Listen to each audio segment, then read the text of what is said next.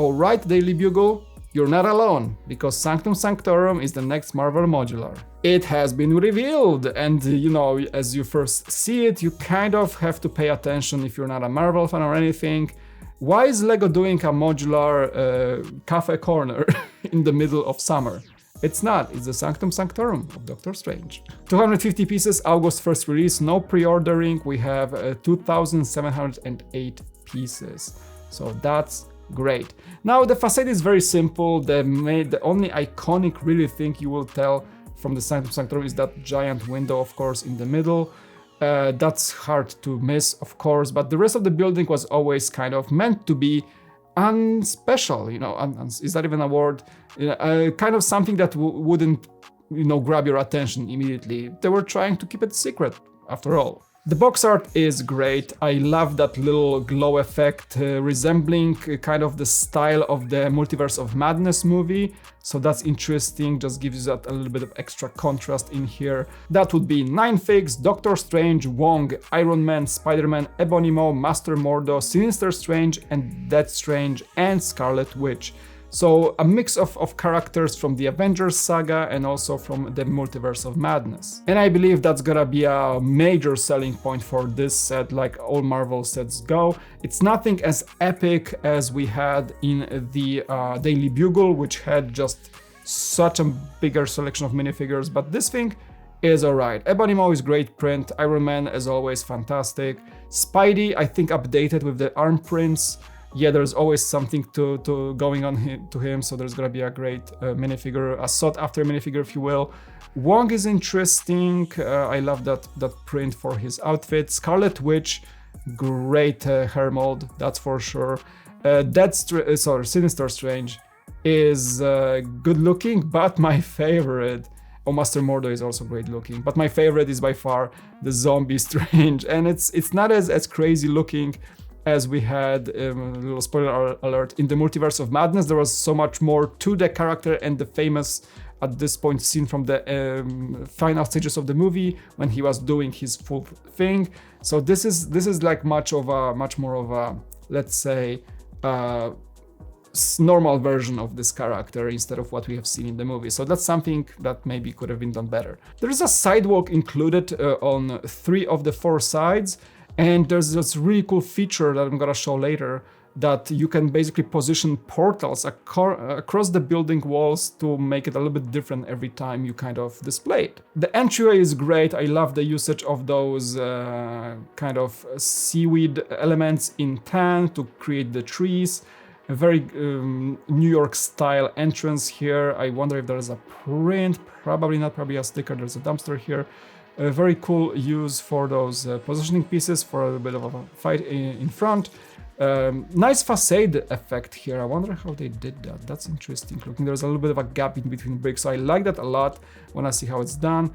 Just overall, like round windows, yeah. That's what I was saying, that the creature from the Multiverse of Madness is poking through the side of the building. We're gonna see it in a second. And also a sand green rooftop works great. That print is fantastic. Again, that's gonna be a great iconic window. They had to make it a cool print.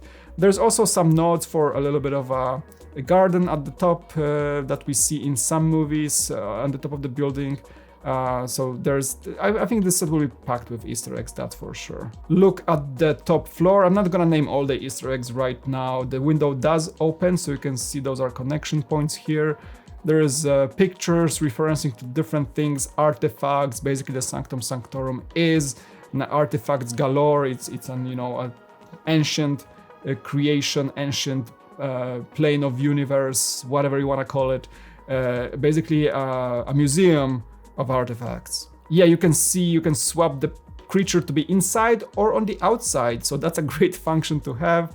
You can recreate some scenes within the building. There's great design for the bookcases. It's packed, it's rustic as it's supposed to be, so I like that they used most of the interior, and there's a staircase coming through of all levels, and the grand staircase at the very bottom. There is not much space there. Of course, the place is much more, crazy once you enter. It uses magic to make it space inside.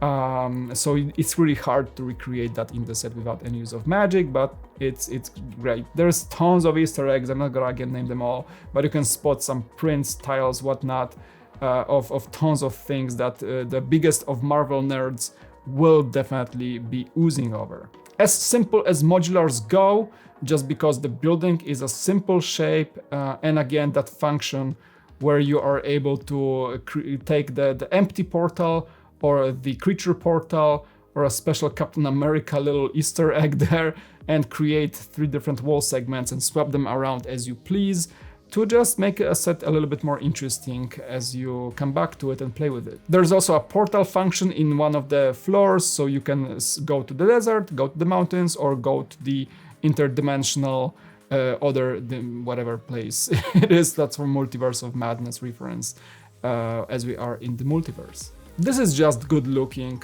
on the table. It's gonna blend into the city just like the real or the movie version of the Sanctum Sanctorum is supposed to do, so you can place in your Lego city and nobody will notice that there's a superhero living there that basically is the key person in the entire Infinity Saga, and now it becomes the key person in the entire multiverse. Actually, that interior looks kind of like Sanctum Sanctorum, but whatever, I guess we just used a good color palette.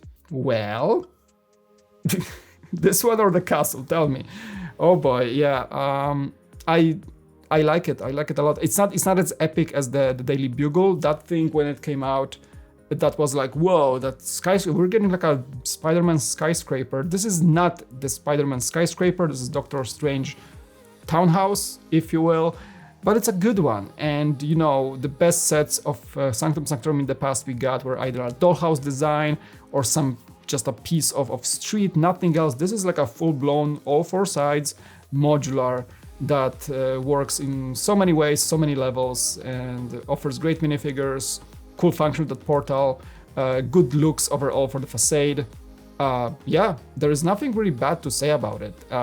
It's exactly what I was expecting it to be. So maybe that's a bad thing to say about it, because it's not blowing me away, but it's very good, but it's not like legendary. Like, I don't have the same feelings I had when the Daily Bugle was unveiled. That thing, because it was the first of its kind, it was just like, whoa, right, Marvel Modular. And now we have a second Marvel Modular that's a bit more toned down, but nevertheless doesn't take away from the fact that this is a beloved location, and this location gets a great representation in a Lego set, finally. All right, thank you so much for watching, guys. Check out those videos if you wanna see more Lego content from me. As always, comment section is open below. Sanctum Sanctorum, let me know what you think about it. It was Mike, and I'll see you in the next one. Peace out, bye.